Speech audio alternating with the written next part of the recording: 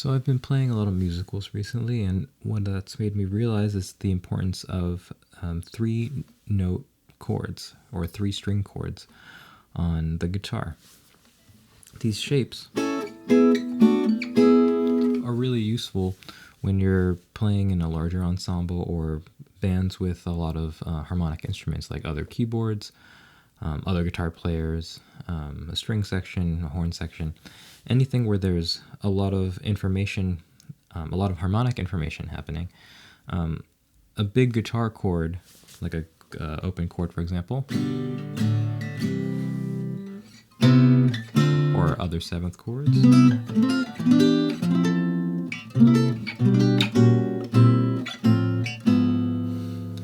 These chords can muddy up the mix. They can get lost in all the harmonic information that's coming out from the other instruments. So these three-string chords become really useful because you can create smaller textures that help either support the chord.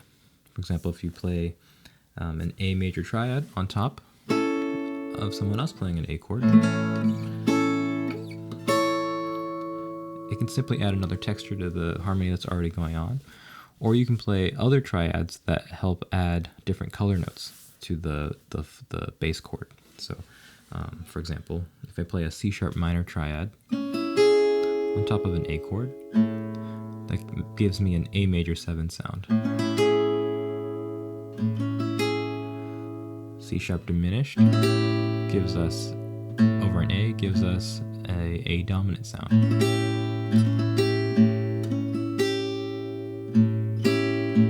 If I play a B minor chord, I have the 11th, the 6th, and the 9 over an A.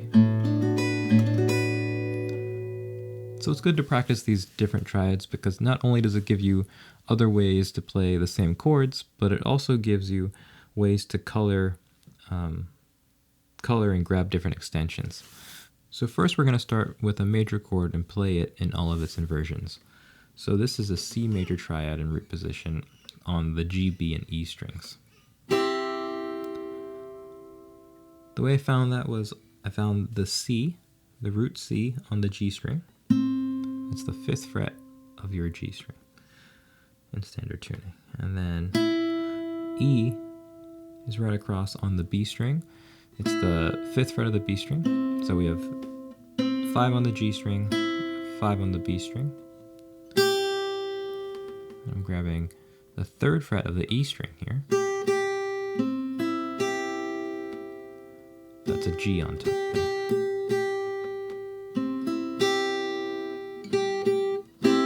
That's root, 3rd, and 5th. Then we're going to invert that. We're going to find the 3rd of this chord, that E, we're going to find that on the G string. So that's up here. 9th fret of the G string. Then we're going to play the G on the B string, which is the 8th fret. I'm going to bar over and get the root on the E string. So that's C on the 8th fret of the E string.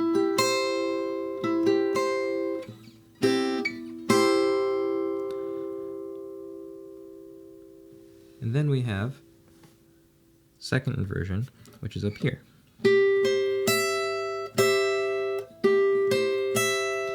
So I'm playing that with 12th fret of the G string, 13th fret of the B string, 12th fret of the E string. Those notes become G, C, and E. Play them really slow.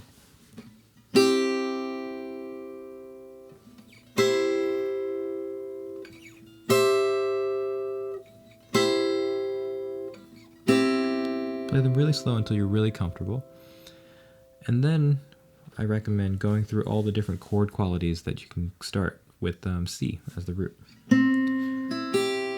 So a major chord is 1, 3, 5. If we wanted to make this a minor chord, we would get this. 1, flat 3, 5.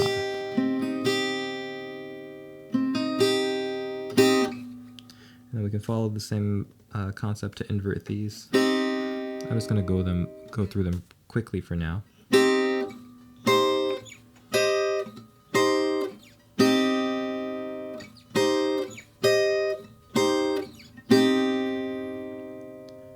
After minor, you can make them diminished.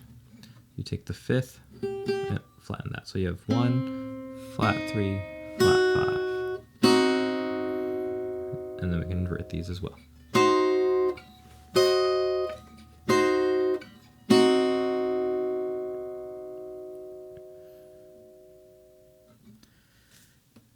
One more triad, defined with C as the root, is the augmented triad. This one, when you invert it, the shape stays the same. Since these are all notes that are a major third apart, this is what we call a symmetrical shape.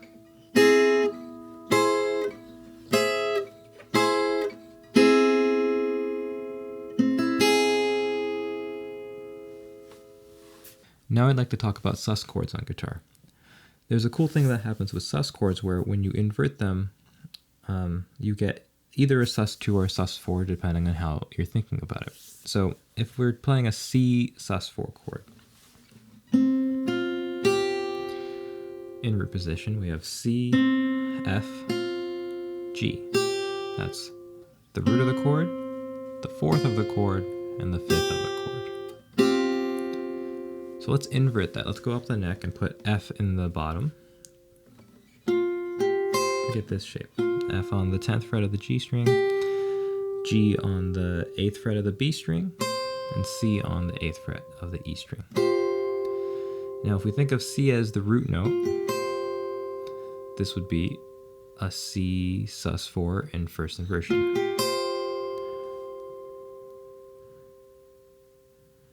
Now, what's interesting about that is if we think about F, the fourth of C, if we decide to shift our view of that and call it the root of the chord instead of the fourth, this is actually an F sus2 chord because it's F, G, which is the 2 of F, it's a major second, and C, which is the fifth of F. So depending on how you think of the bass note of this chord, or the root note of this chord I should say, it can change the function. So it's either a C sus in first inversion, or a C sus, or an F sus in root position. Now there's one more inversion of this shape. If I take this and go up one more, put G in the bass, I get this shape.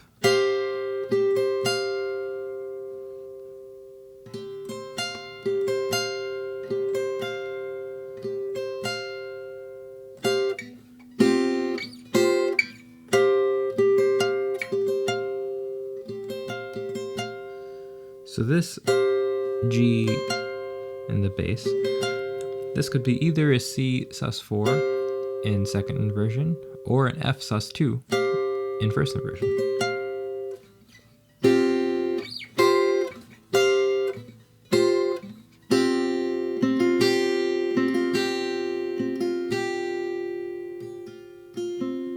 Once you have some of these shapes under your fingers, it's good to run them through a chord scale. What I mean by that is you play a major scale on one string. I'm going to use the G string.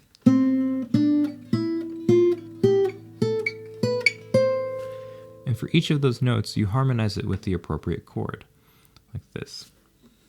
C major, D minor, E minor, F major, G major, A minor, B diminished, or you play down here if you have more room, and back to C major. Now you can do that for each of the inversions. So this is all root position chords. If you do this with inversions, starting here, you get C major, D minor, E minor, F, I'm going to move this down here, G, A minor, B diminished, and C.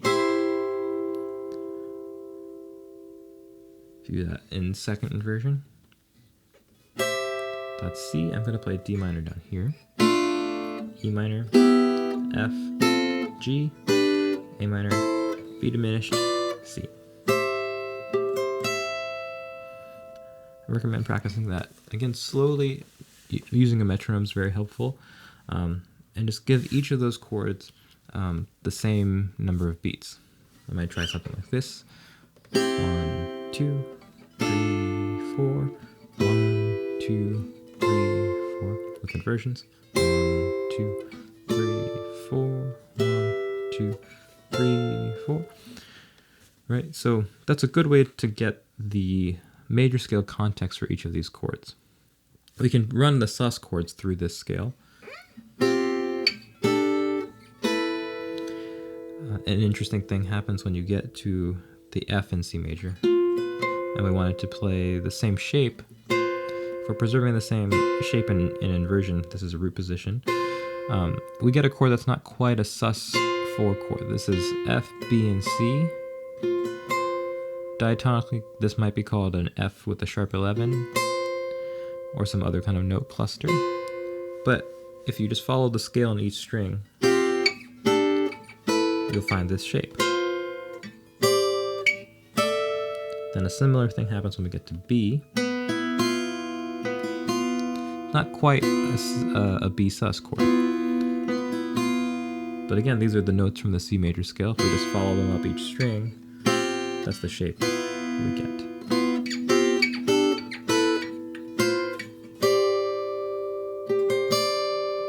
And again, you can do this with all the inversions. Now, one final way to practice these chord shapes in a context is to play them against a bass line. You can get a bass player to play with you to kind of hear these different things, or you can loop a bass line in some kind of recording software or with a looper pedal.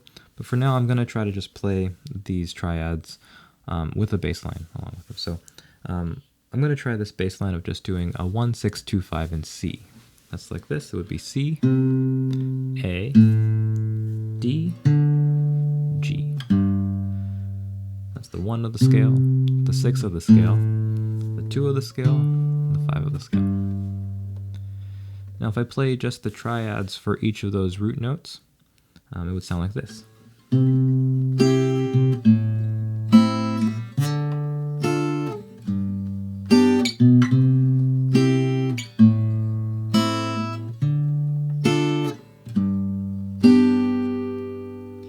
So on some of those I'm playing an inversion. On this G, I'm playing a G in first inversion. You can mix those around.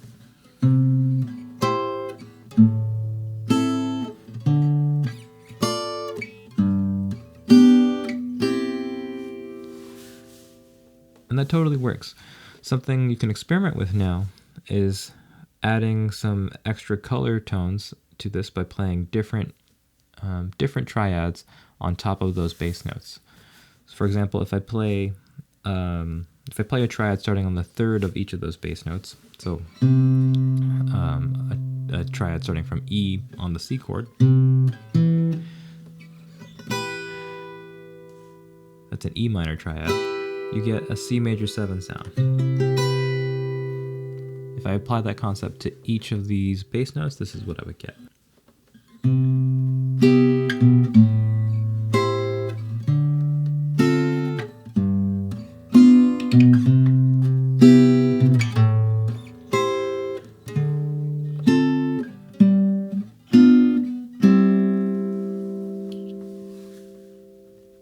Once you have all of these shapes kind of comfortably under your fingers, one other thing to practice is try pedaling a bass note and freely improvising and moving between different triad shapes on top to experiment with those sounds.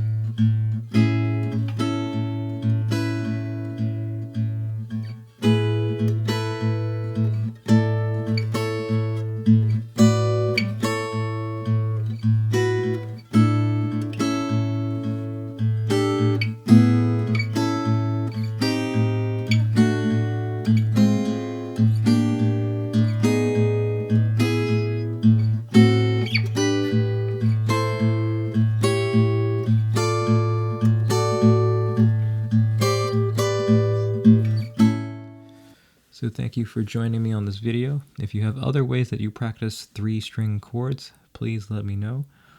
I'll see you next time.